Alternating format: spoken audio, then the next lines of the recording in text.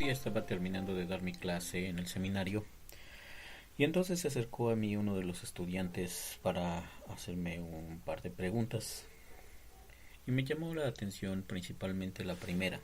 Me dijo, oiga, ¿usted sabe exactamente dónde dice la Biblia o lo que dice la Biblia acerca de del surgimiento de los dinosaurios? De entrada su pregunta captó mi atención, pero más que su pregunta, su cara llena de duda sobre un tema que a él le parecía tremendamente relevante.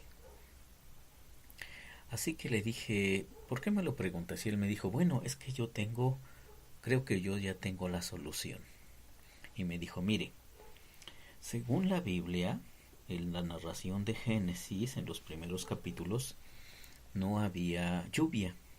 El mundo estaba así alimentado por un vapor, la vegetación crecía alimentada por el vapor, pero si usted se da cuenta, entonces, después del capítulo 7, 8, 9 de Génesis, entonces vino un diluvio y yo creo que allí fue el surgimiento de los dinosaurios.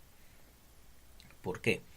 Pues porque a partir de allí pasó algo extraordinario y cambiaron las situaciones climáticas o el clima en el mundo, y entonces la presión atmosférica ahora era diferente y la humedad era diferente, y por lo tanto las criaturas que había habido antes del diluvio y que sobrevivieron a él y que ahora estaban en este nuevo, vamos a decir, esta nueva etapa de formación de la Tierra, tenían condiciones atmosféricas totalmente diferentes, y yo creo y yo casi estoy seguro que de allí surgieron los grandes dinosaurios. Me pareció tan interesante su emoción, sobre todo eso, su emoción que él tenía a la hora de explicarme su teoría sobre el surgimiento de los dinosaurios. Y le dije, ¿sabes qué? Tu teoría es quizá más que interesante, pero lamento decirte que la Biblia no nos habla de los dinosaurios. De hecho, es un tema que no le interesa a la Biblia, porque en el mundo en el que se escribió la Biblia no existían los dinosaurios, la gente no pensaba en dinosaurios, no estaba preocupada por si se le aparecía el tiranosaurio Rex, ni nada de estas cosas. Pero, pero para la mente de este joven, este era un tema por demás relevante. Y a veces damos por sentado que las preguntas que hacemos son preguntas fundamentadas y que necesitan una respuesta. Y sin embargo, necesitamos revisar la filosofía, o quizá no la filosofía, pero sí la ideología que hay atrás de una pregunta.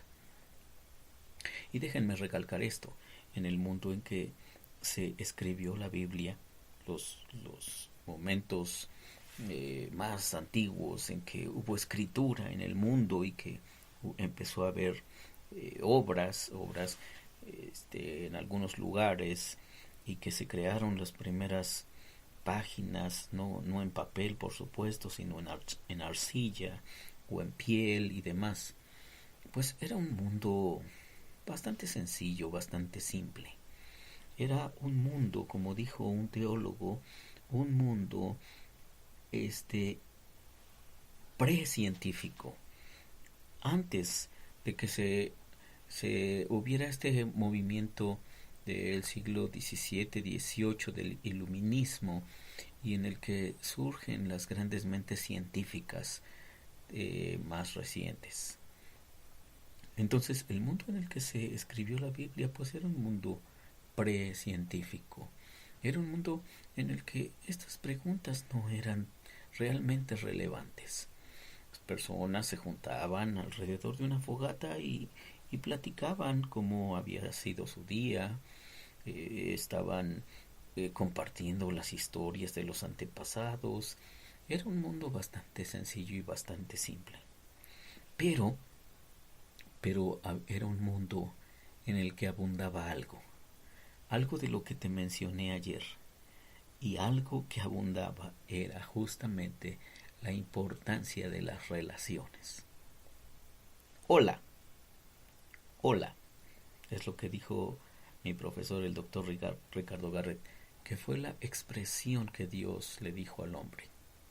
Hola, porque el propósito de esta cultura en donde se gesta la Biblia, el propósito es las relaciones. Te acordarás del Salmo 133, versículo 1. Miren cuán bueno y cuán delicioso es habitar los hermanos juntos y en armonía, porque allí envía Dios bendición y vida eterna. Y cuando leemos Génesis, el capítulo 3, cuando Adán y Eva tomaron del fruto prohibido y se escondieron, entonces dice que Dios vino a buscarlos y les hizo una pregunta: ¿dónde estás tú? ¿Dónde estás tú?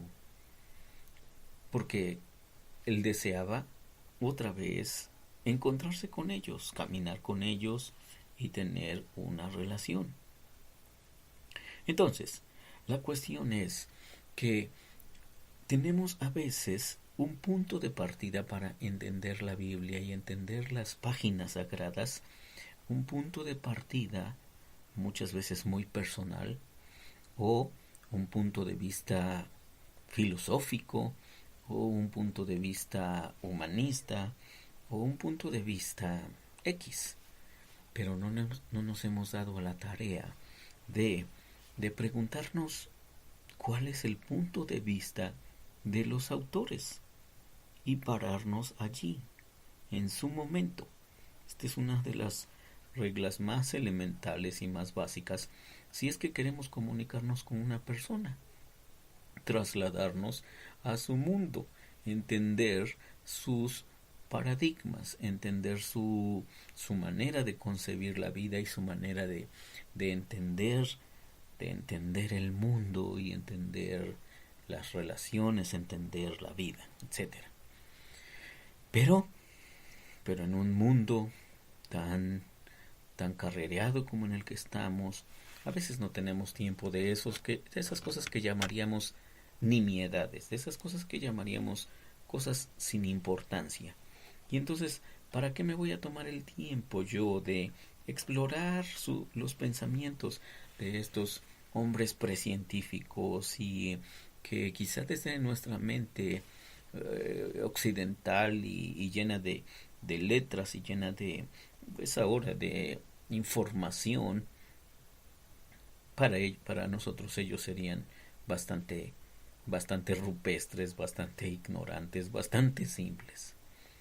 Pero una vez más, lo más importante, o el esquema desde donde tenemos que partir para entender la Biblia, no es la ciencia, aunque hay ciencias que se aplican al estudio de la Biblia, pero tenemos que partir de un paradigma, del paradigma desde donde surge toda esta información y todas estas narraciones sencillas de la vida sencilla, de la vida simple, de la vida campesina o de la vida de los pescadores, de la vida muy sencilla. Y ese esquema son las relaciones. Y cuando Dios vio al hombre lejos de él, y cuando Dios vio al hombre en su desesperación, Dios vino a buscar al hombre con el propósito de restaurar la relación. Porque como recuerdas, el día de ayer mencionábamos, el día más miserable de nuestra vida es cuando las relaciones se fracturan. Y el día más alegre de nuestras vidas es cuando las relaciones están en su máximo nivel o en una situación óptima. Entonces, Dios, tan interesado en relacionarse con su creación, Dios viene a buscar al hombre. Ese es el paradigma en el que nosotros tenemos que pararnos y explorar cada parte de la revelación. Continuaremos con esto de las relaciones en los próximos devocionales. Que Dios te bendiga.